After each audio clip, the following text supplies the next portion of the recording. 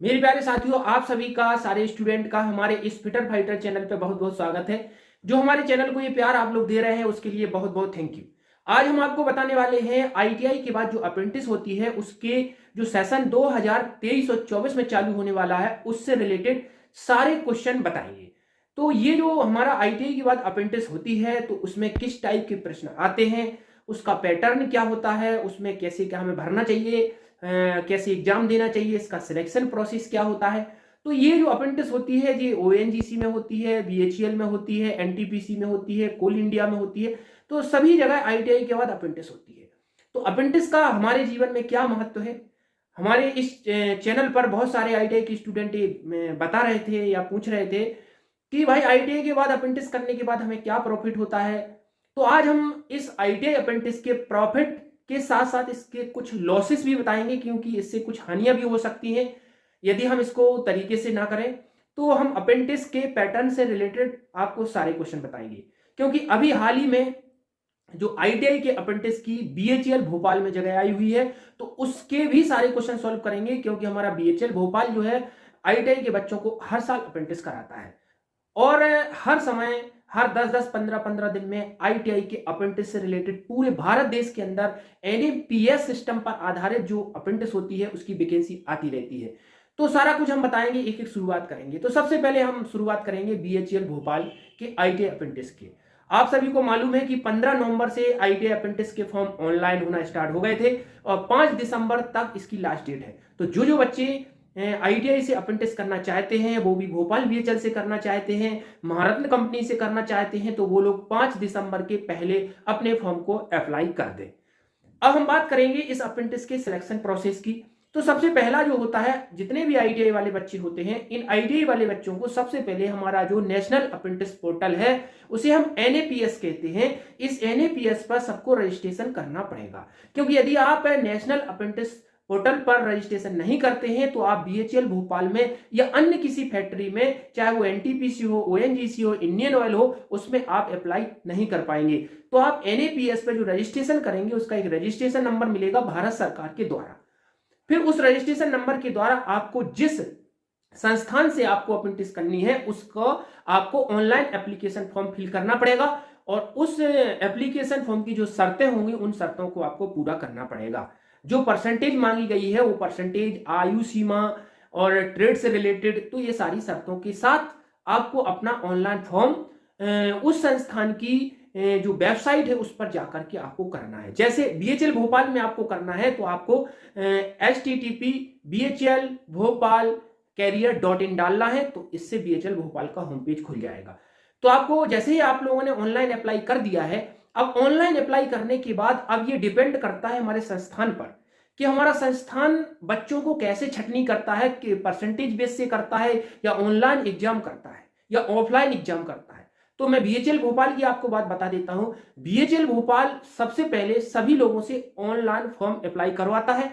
इसके बाद online form भर जाने के बाद परसेंटेज के बेस पर जो आईटीआई की परसेंटेज है, आप बात बहुत ही ध्यान से सुन लीजिए, बीएचईएल भोपाल या ऑल बीएचईएल, ऑल इंडिया में जितने बीएचईएल है, चाहे वो बीएचईएल झांसी हो, चाहे हरिद्वार हो, चाहे भोपाल हो, त्रिचनापल्ली हो, जगदीशपुर हो, रुद्रपुर हो, जितने भी बीएचईएल है, भारत हैवी इलेक्ट्रिकल्स लिमिटेड जो कंपनी है, इसका सिलेक्शन प्रोसेस में क्या होता है कि जैसे हम फॉर्म भर देते हैं तो इसमें आईटीआई की परसेंटेज और 10th की परसेंटेज के आधार पर बच्चों को शॉर्ट लिस्ट किया जाता है। अब किसके लिए शॉर्ट लिस्ट किया जाता है? ऑफलाइन एग्जाम के लिए, क्योंकि हम भाई इतने सारे फॉर्म भरे जाते हैं तो सबका हम ऑफलाइन एग्जाम नहीं करा सकते हैं, क्योंकि ऑफलाइन एग्जाम कराने में बहुत ज्यादा खर्चा आता है। इसलिए जितने भी फॉर्म भरे जाते हैं उनमें से 1:10 के आधार पर, यानी एक वैकेंसी पर 10 लड़कों को लिया जाता है। तो एक वैकेंसी पर 10 लड़कों के आधार पर इनको 10th और आईटीआई की परसेंटेज के आधार पर इनको शॉर्ट लिस्ट किया जाएगा। जैसे मान लीजिए कि अभी फिलहाल बीएचईएल भोपाल में जो इलेक्ट्रीशियन की जगह है वो 30 जगह है, 30 तो 30 जगह में 10 गुना यानी 300 लड़कों को शॉर्ट लिस्ट किया जाएगा। वो भी किसके आधार पर? वो भी आईटीआई की परसेंटेज और 10th के परसेंटेज के आधार पर 300 लड़कों को शॉर्टलिस्ट किया जाएगा। इसके बाद 300 लड़कों का ऑफलाइन एग्जाम होगा। तो उस ऑफलाइन एग्जाम में आपको अच्छा स्कोर करना पड़ेगा। यदि आप अच्छा स्कोर नहीं करते हैं तो आप शॉर्टलिस्ट होने के बाद भी बीएचईएल में अप्रेंटिस करने का मौका खो बैठेंगे। इसीलिए हमें फॉर्म भरने के बाद ये इंतजार नहीं करना है कि जब हम शॉर्ट लिस्ट होंगे तब हम इसमें अगले ऑफलाइन एग्जाम की तैयारी करेंगे। हमें पहले से ही फॉर्म भरने के बाद ही अपने ऑफलाइन एग्जाम की तैयारी करना है। अब हम उस तैयारी में क्या सीखें, क्या पढ़ें, तो इसका आज भी मैं कुछ क्वेश्चन आपको बताऊंगा पैटर्न पर आधारित। बीएचएल का अप्रेंटिस पैटर्न क्या है, और मैंने कई वीडियो भी बना रखी है अपने चैनल फिटर फाइटर पर, तो वहां से जाके भी आप अप्रेंटिस के सारे बीएचएल के जो भी पैटर्न के क्वेश्चन है वो मैंने डाल रखे वीडियो, तो उन वीडियो को भी एक बार देख लेना। तो जैसे ही इसमें फॉर्म भरे आप लोग तैयारी में लग जाए। अब आप लोगों के मन में एक डाउट होगा कि भैया हमें शॉर्ट लिस्ट होने के लिए लगभग कितना परसेंटेज चाहिए। तो मैं जो पिछली बार की अगर बात करूं, पिछले बार के बीएचएल भोपाल के अप्रेंटिस के शॉर्ट लिस्ट या बीएचएल झांसी के अप्रेंटिस के शॉर्ट लिस्ट को देखते हुए बात करूं, तो आपकी लगभग आईटीआई में 80% के एबव होनी चाहिए और 10th में 80% के एबव होनी चाहिए। यदि आपकी आईटीआई में 80% से कम है तो थोड़ा चांस कम बनता है, और 10th में 80% से कम है तो भी चांस कम बनता है। कुछ कैटेगरियों के हिसाब से थोड़ा बहुत ऊपर नीचे हो सकता है, मैं लगभग से बोल रहा हूं। और ये परसेंटेज जो है लोगों के भरे गए एप्लीकेशन फॉर्म पर भी डिपेंड करती है। यदि फॉर्म ज्यादा भर जाते हैं तो मेरिट आगे चली जाएगी, और यदि फॉर्म कम भरते हैं तो मेरिट डाउन भी जा सकती है। तो ये हुआ शॉर्ट लिस्ट तक का अपना मामला।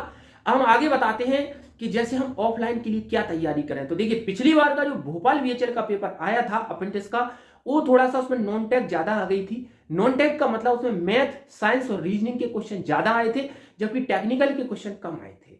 और बीएचएल अगर झांसी की बात करें तो इसमें ज्यादातर क्वेश्चन टेक्निकल के आए थे, क्योंकि वो फिटर की जगह थी। तो ये हमारा जो बीएचएल भोपाल और बीएचएल झांसी का जो मैनेजमेंट है वो कैसा पेपर बनाता है उन पे डिपेंड करता है। इसका कोई सिलेबस नहीं, ऐसा कोई इसका पैटर्न नहीं है कि मैथ के 10 क्वेश्चन आएंगे या रीजनिंग के 10 क्वेश्चन आएंगे या ट्रेड थ्योरी के 20 क्वेश्चन आएंगे, ऐसा कोई भी पैटर्न नहीं है। लेकिन मैं अब आपको ये कहता हूं कि आप इसमें 3-4 चीजें पढ़ लीजिए। क्या क्या पढ़ लीजिए, आप ट्रेड थ्योरी पढ़ लीजिए। यदि आप इलेक्ट्रीशियन है तो इलेक्ट्रीशियन की ट्रेड थ्योरी पढ़ लीजिए, फिटर है तो फिटर की पढ़ लीजिए, टर्नर हो तो टर्नर की पढ़ लीजिए। ट्रेड थ्योरी आना चाहिए। दूसरा, आपको मैथ आनी चाहिए, साइंस आनी चाहिए और रीजनिंग आना चाहिए। नॉन टेक्निकल में 3 चीजें बहुत जरूरी होती है, मैथ, साइंस, रीजनिंग। तो ये 3 चीजें आपको नॉन टेक्निकल में पढ़ना पड़ेगी और टेक्निकल में आपको थ्योरी पढ़ना पड़ेगी।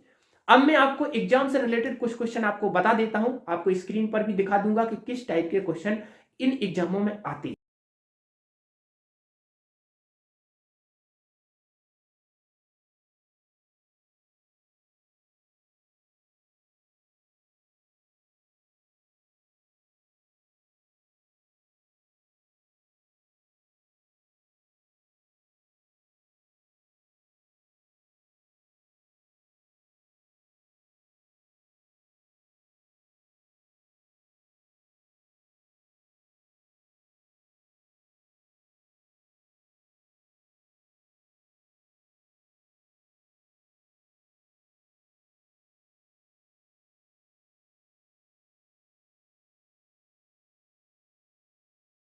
जैसे एक क्वेश्चन इसमें आने का चांस रहता है 5S से रिलेटेड।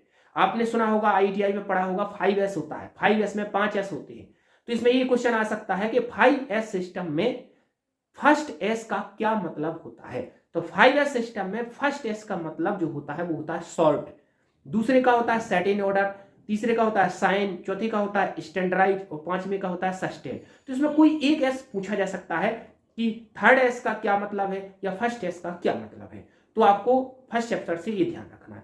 दूसरा क्वेश्चन ये पूछा जा सकता है कि किस आग पर कभी भी पानी नहीं डालते हैं। तो इसका आंसर है ऑयल फायर। ऑयल फायर पर कभी भी पानी नहीं डालते हैं। इलेक्ट्रिकल फायर को, अगला क्वेश्चन तीसरा, इलेक्ट्रिकल फायर को किस एक्सटिंग्विशर से बुझाते हैं। तो इलेक्ट्रिकल फायर को सीटीसी या हेलन एक्सटिंग्विशर से बुझाया जाता है। इसके बाद अगर हम मैथ में नॉन टेक्निकल में बात करें तो एक क्वेश्चन बहुत आता है कि 1 mm में कितने माइक्रोन होते हैं। तो इसका आंसर होगा 1 mm में 1000 माइक्रोन होते हैं। इसके बाद अगला क्वेश्चन नॉन टेक्निकल का कि 1 इंच में कितने मिलीमीटर होते हैं। तो 1 इंच में 25.4 मिलीमीटर होते हैं। इसके बाद साइंस में क्वेश्चन पूछा जा सकता है कि कार्य की एसआई इकाई क्या है। तो इसका आंसर है कार्य की एसआई इकाई जूल होती है। इसके बाद एक साइंस का एक क्वेश्चन और पूछा जा सकता है अगला कि 1 न्यूटन में कितने डायन होते हैं। तो इसका आंसर होगा 10 की पावर 5। 1 न्यूटन में 10 की पावर 5 डायन होते हैं। इसके बाद थ्योरी में बर्नियर कैलिपर की लिस्ट काउंट का एक क्वेश्चन आ सकता है कि बर्नियर कैलिपर की मीट्रिक लिस्ट काउंट क्या होती है। तो बर्नियर कैलिपर की लिस्ट काउंट जो होती है वो होती है 0.02 mm। इसके बाद माइक्रोमीटर की लिस्ट काउंट भी पूछी जा सकती है कि माइक्रोमीटर की लिस्ट काउंट क्या होती है, तो इसका आंसर होगा 0.01 mm। तो ये ट्रेड थ्योरी के एग्जांपल्स में बता रहा हूं जो ज्यादातर एग्जामों में आते रहते हैं। तो ट्रेड थ्योरी के आप जो मैंने जिस तरीके से मैंने कुछ एग्जांपल बता दिए, थ्योरी की बेसिक क्वेश्चन पढ़ना है, मैथ के बेसिक क्वेश्चन पढ़ना, रीजनिंग के पढ़ना है और साइंस के क्वेश्चन पढ़ना है। और अगर आपको क्वेश्चन देखना हो तो मैंने अपने चैनल पर बहुत सारे BHEL के और अदर संस्थान से रिलेटेड मैंने अप्रेंटिस के क्वेश्चन से रिलेटेड वीडियो बनाए हैं, तो उनको आप देख लीजिए। और भी मैं अभी जैसे ही एग्जाम का डेट पास में आएगी तो मैं और वीडियो अपलोड करूंगा। इसीलिए यदि आप नए हो हमारे चैनल फिटर फाइटर पर, तो आपका ही अपना चैनल है, आप हमारे चैनल फिटर फाइटर को सब्सक्राइब करें। अब आप लोगों के मन में एक बात होगा कि भाई मैंने अप्रेंटिस का ये सब तैयारी करने में मैं लग गया, पढ़ रहा हूं, तो एग्जाम कब होगा? तो दोस्तों, कोई भी अप्रेंटिस का जो वैकेंसी निकलती है BHEL के अंदर, चाहे वो BHEL झांसी हो चाहे भोपाल हो, 1 से 1.5 महीने के अंदर, 1 से 1.5 महीने के अंदर अंदर आपका शॉर्ट लिस्टेड हो जाएगा, आपका एग्जाम हो जाएगा, आपकी ज्वाइनिंग हो जाएगी। तो मैंने जो अभी बोला था कि आपका एग्जाम होगा, एग्जाम के बाद यदि आप उसमें पास करते हैं तो आपका डॉक्यूमेंट वेरिफिकेशन होगा और डॉक्यूमेंट वेरिफिकेशन के बाद आपको ज्वाइनिंग दी जाएगी। तो इसमें 3-4 स्टेप हैं। आपके जो एप्लीकेशन फॉर्म आया था उसमें भी वो स्टेप दिए गए हैं। तो BHEL के अंदर 1 से 1.5 महीना आपको लगेगा, आपका पूरा प्रोसेस हो जाएगा और आप अप्रेंटिस में जाने लगेंगे। तो और दोस्तों, एक बहुत ही इंपॉर्टेंट जानकारी है कि जो आपको फॉर्म भरना है उस फॉर्म को अपनी फाइल में लगा के रखना है, क्योंकि पिछली बार कई बच्चों ने मेरे को फोन करके और कमेंट करके बताया था कि भैया मेरा जो एक्नॉलेजमेंट नंबर था वो मैं भूल गया हूं। तो आपको कुछ चीजों का ध्यान भी रखना है। जो भी फॉर्म आपको भरना है उसकी एक प्रिंट आउट आपको करके अपनी फाइल में लगा लेना है, अन्यथा रिजल्ट आएगा जैसे 1-1.5 महीने बाद आपका एक्नॉलेजमेंट नंबर खो जाएगा या मेल से कहीं गलत जगह दूसरे की मेल में चला जाएगा, कंप्यूटर वाले की मेल में चला जाएगा, तो आपको दिक्कत होगी। इसलिए जो भी आपको फॉर्म भरना है उसकी एक ज्यादा टाइम इस वैकेंसी में नहीं लगेगा।